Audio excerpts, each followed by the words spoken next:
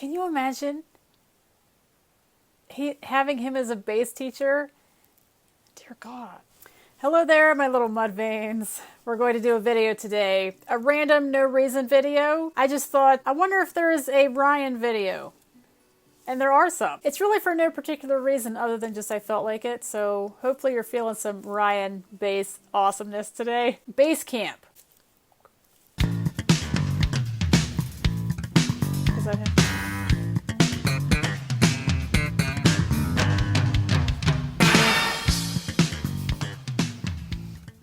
Bass TV.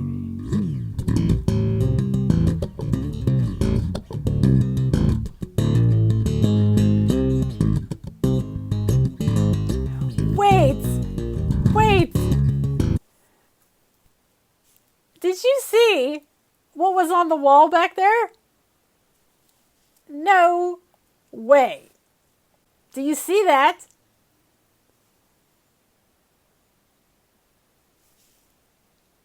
That's so weird. That's so weird. Breaking Benjamin is my favorite band, by the way. And that was the first album of theirs that I bought. How weird is that? I was so focused on Ryan, it took me that long to see it. Anyway, sorry, Ryan. Is this a Mudvayne song that he's playing?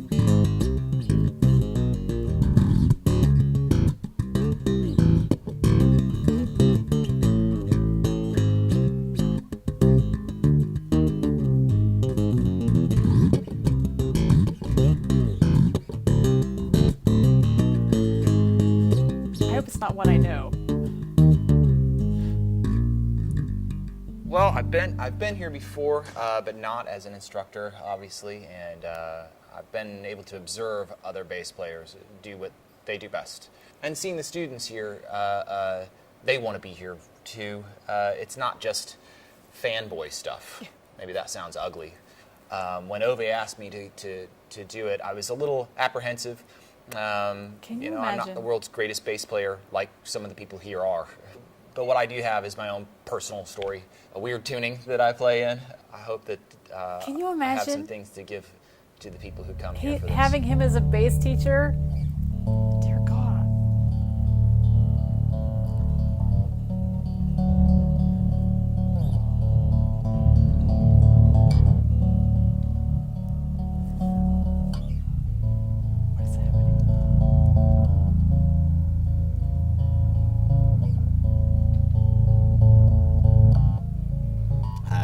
Story that came from a session.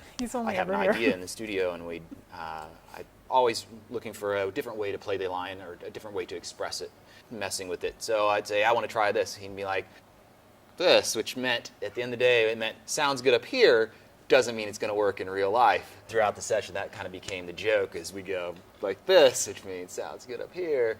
So you find that happens a lot with ideas. Man, this instrument it's a great instrument. The truss rod had become spun out. This is an 01.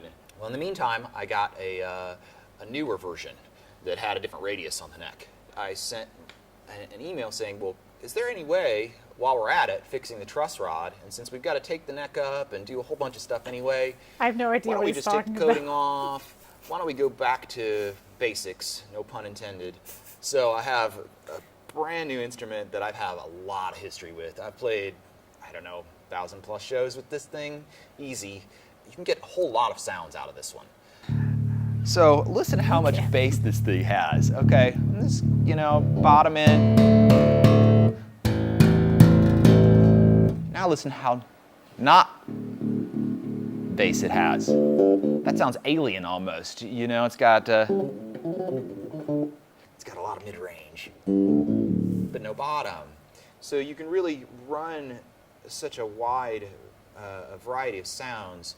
It's fun to play. It feels great, and especially with the new radius on this one.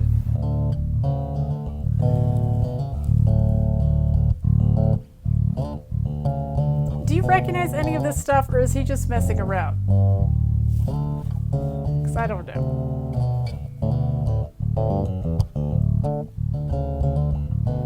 The industry has changed a whole bunch. You know that records are being downloaded.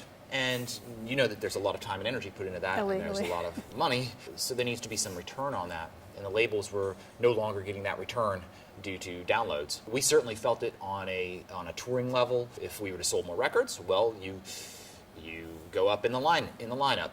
For us, we are still able to continue and make a living and travel. But I think for the younger bands, it was a really, really tough period for them. The thing that I came to in my head was maybe because you can have any song from anywhere in the world right now, maybe that means we'll become more discerning, and the internet will be utilized like the tool it was meant to be in the first place, which is, well, do you want to spend your money on this or not? You know, have a listen. Is this something that you're really interested in? If it is, well, cool, buy it. And instead, everybody just like, well, I'll see if I like it and download it. Well, it actually really did hurt the industry.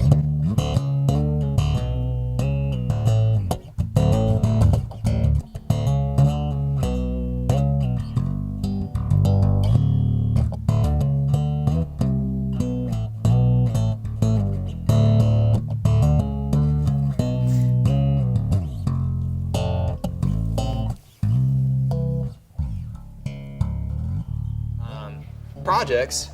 Let's see. I have a trio that I've been playing with and riding with for the last couple, 2 years now. Been doing more production. The trio is getting ready to start playing out in October, actually. No vocals, yet the music can speak for itself without trying to be too proud of itself. You don't have to play a million notes. It doesn't have to be overcomposed. The songs can just be nice to hear. Something you want to hear in the background, or something you really want to pay attention to. Just produced a song for Bon Lazaga's record that Kai Eckhart played bass on. So I was able to record all the guitars and all the overdubs, the cymbals and shakers and all that stuff in my home. That was a really cool experience, and I hope to do more of that. Having a great time exploring microphones and preamps and compressors. That's a really exciting thing for me in my life, that transition from just a player who's been recorded to a player that can record. Geeking out over being unafraid stuff. to just try things, you know? Well, take the knob and sweep it. Start at 0 and go to 10 and see what happens. Use your ears, use your heart, and pay attention to the musicians around you and see what they have to say about it. Perfect. That's a good stopping point. Thanks, Ryan. Yeah, man. I hope I didn't Great. take too much time. No, that's good. That's good. Oh my God.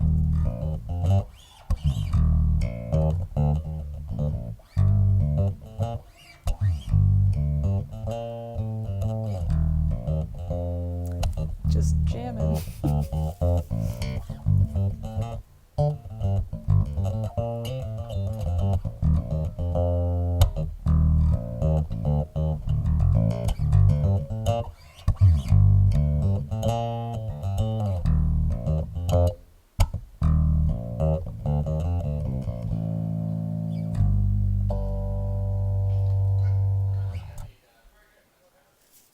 There you go, Ryan in the flesh. Now I did see Ryan in the prod live with his big pants, his wide leg pants, and he was like, everyone had their own little square, and he like didn't leave the square. I will definitely be checking out more Mudvayne videos, live videos, music videos, any videos. I just like to see members of the band like when they're not rockstar mode, when they're just sort of, you know, just chilling without the scary makeup, without the whole stage persona thing, just sitting down talking about bass. That's pretty cool. I do have one question for you. If anyone plays bass, I'd like to know.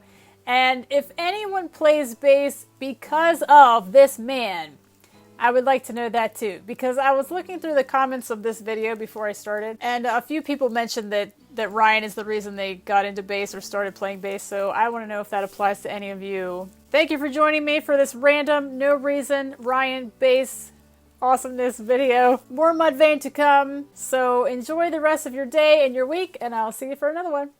So yeah, just a little random Ryan bass moment happening today. So